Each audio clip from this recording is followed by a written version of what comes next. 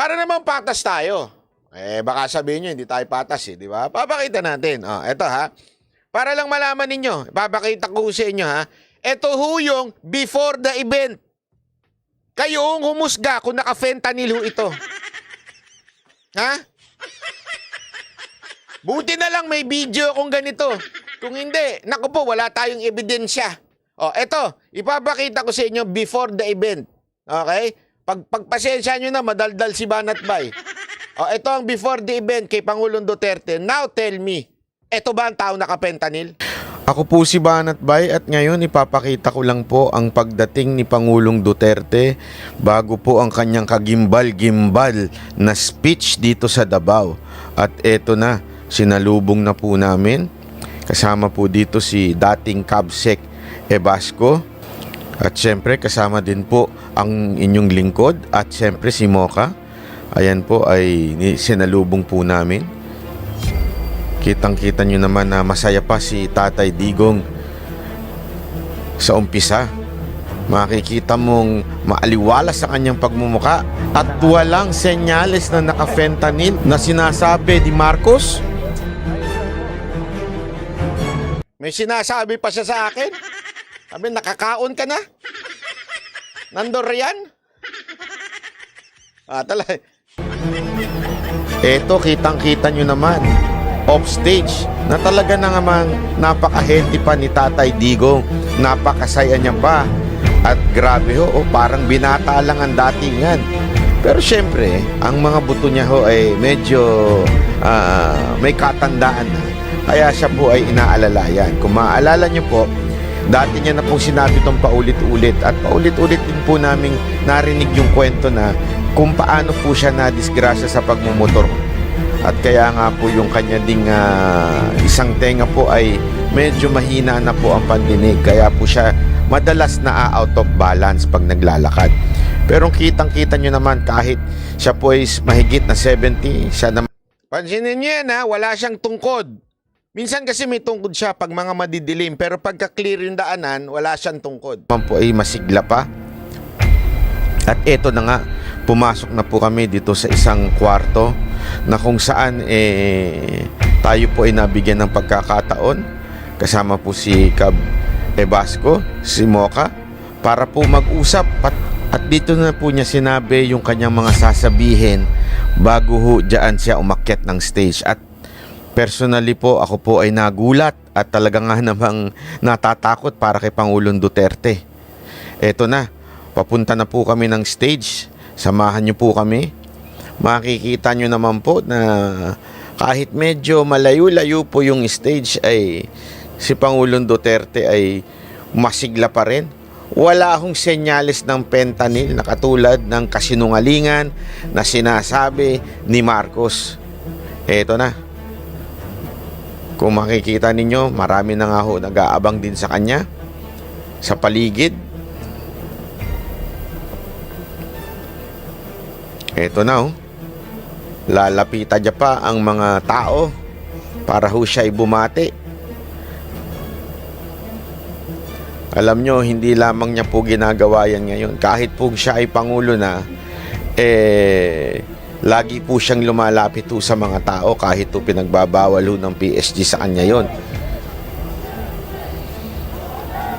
Ang haba po niyan nilakaran niyang yan. Ako nga napagod Habang papunta po kami sa stage, ay nagsisigawan na po mga tao. At makikita nyo nga naman na talagang excited na po ang mamamayang Pilipino mapakinggan ang ating dating Pangulo na posible rin pong maging future Senator, Vice President o Pangulo. At ayan, sinalubong na po siya ni Baste, ang ating mayor na sobrang tapang katulad ni Tatay D. At ito na, papunta na po siya sa kanyang upuan at sa sobrang dami ng tao, nahihirapan na po siyang pumasok. At marami pong bumati sa kanya. Panoorin na lang po natin ang kanyang speech sa ibang mga videos. Yan, tanungin ko kayo. Mga kababayan! Yan ba ang tinatawag na lutang? At naka-fentanyl? Pakisagot! Yung totoo. Pakisagot nga ho ako. Nakakita na ho ba kayo ng naka-fentanyl? Yung na-overdose? Ako may nakita ako niyan sa San Francisco. Nakagano na lang, oh. Tapos gumagano. Slow motion. Gumagano na. Oh. Kayo mga taga San Francisco, alam niyo yan. O, di ba? Ang dami niya sa karsada eh. Ganun, no?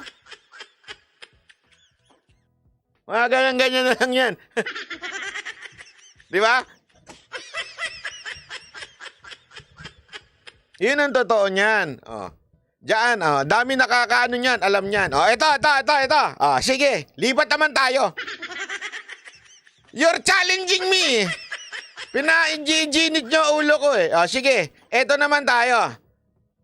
Ano naman ang itsura ng sabog sa cocaine? Yari na naman, boss Dada, monetization itong video ko. O ito, panoorin nyo. Dun sa may-ari ng video na to, huwag nyo naman ako i-copyright. Reaction, ano lang naman to. O, pasok. Ayan.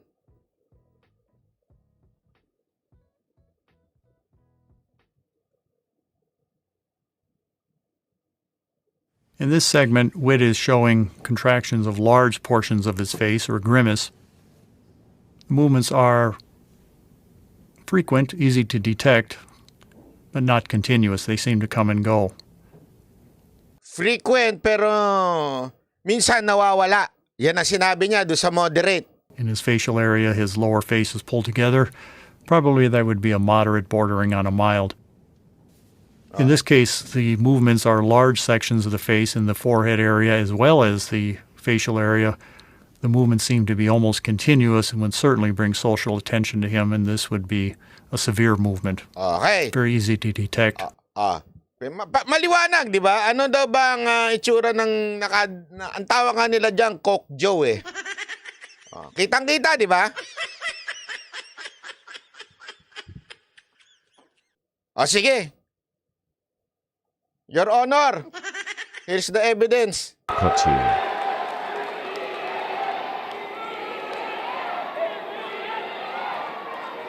Yun lamang, nung pagpasok namin, ang daming sumisigaw, lalo na yung mga dalagita. Na-excited ako, sabi ko, hindi pa tayo, pwede pa tayo, may asing pa.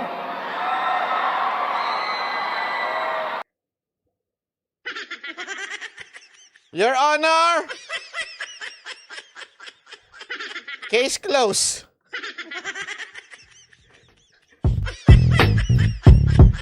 Joel, salamat po. Yari na naman tayo dito. Ombera, oh. Sige. Sige nga, mga kababayan. Kayo sumagot sa akin ngayon. Naka-fentanyl ba si Pangulong Duterte? Tayo dyan. Buti na lang, konti lang nanonood. 3,700 lang.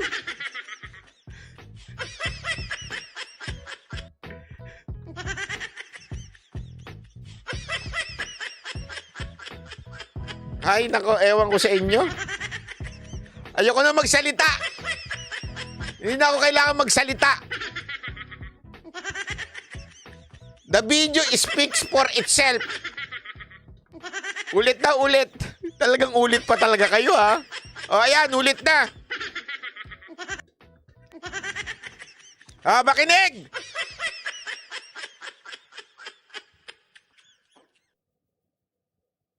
In this segment, Wit is showing contractions of large portions of his face, or grimace. Movements are frequent, easy to detect, but not continuous. They seem to come and go. In his facial area, his lower face is pulled together. Probably that would be a moderate bordering on a mild. In this case, the movements are large sections of the face in the forehead area as well as the facial area. The movements seem to be almost continuous and would certainly bring social attention to him, and this would be a severe movement. Very easy to detect, intense, and frequent. Ang tanong, moderate ba o severe? Tama na! Next! Uwi na ako sa Davao.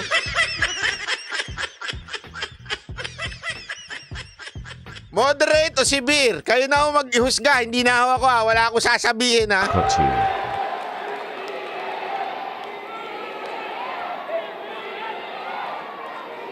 Yun lamang nung pagpasok namin, ang daming sumisigaw, lalo na yung mga dalagita.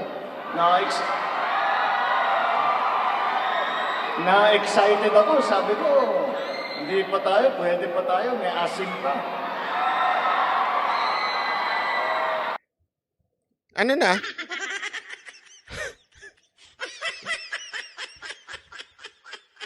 Ay nako, ewan ko sa inyo, bahala kayo sa buhay nyo.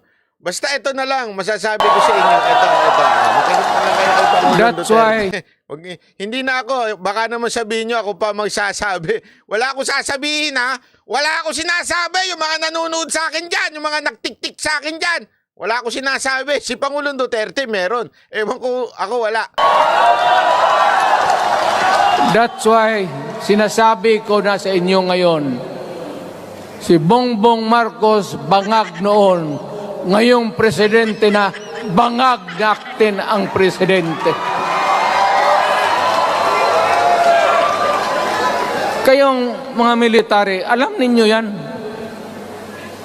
Lalo na yung nasa Malacanang.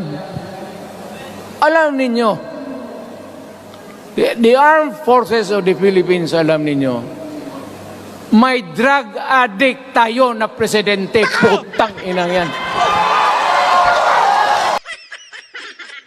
Patay tayo dyan. Hindi ako nagsabi Linawin ko lang na maigi. Hindi ako nagsabi. Piniplay ko lang yung video ni Pangulong Duterte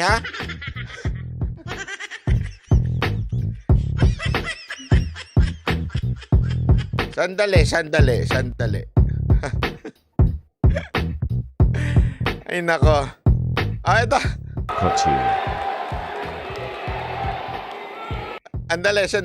Sandali. Para mas maganda. Ayan, itabi natin dito. Itinabi talaga. Ayan. Okay? Pasok. That's why sinasabi ko na sa inyo ngayon, si Bongbong Marcos bangag noon, ngayong presidente na bangag natin ang presidente. Kayong mga military, alam ninyo yan.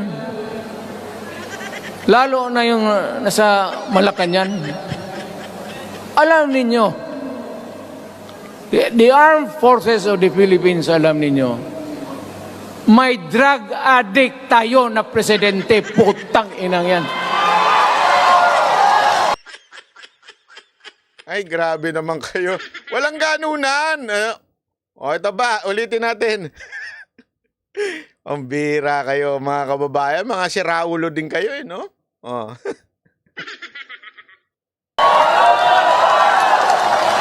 That's why sinasabi ko na sa inyo ngayon, si Bongbong Marcos bangag noon, ngayong presidente na bangag natin ang presidente. Kayong mga military, alam ninyo yan. Lalo na yung nasa Malacanang. Alam ninyo, the armed forces of the Philippines, alam ninyo, may drug addict tayo na presidente. Putang inang yan. Palakpakan!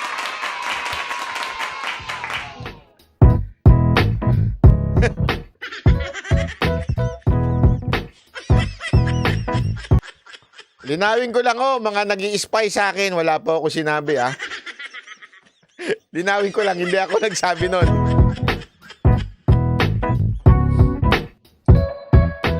Kasi naman kayo mga nabudol Taas nga uli yung mga nabudol dito. Yung mga nabudol. Sige na, pakitaas ang kamay.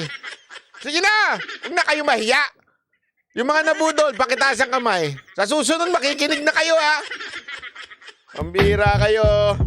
Makinig na kayo sa susunod. Parang awa nyo na.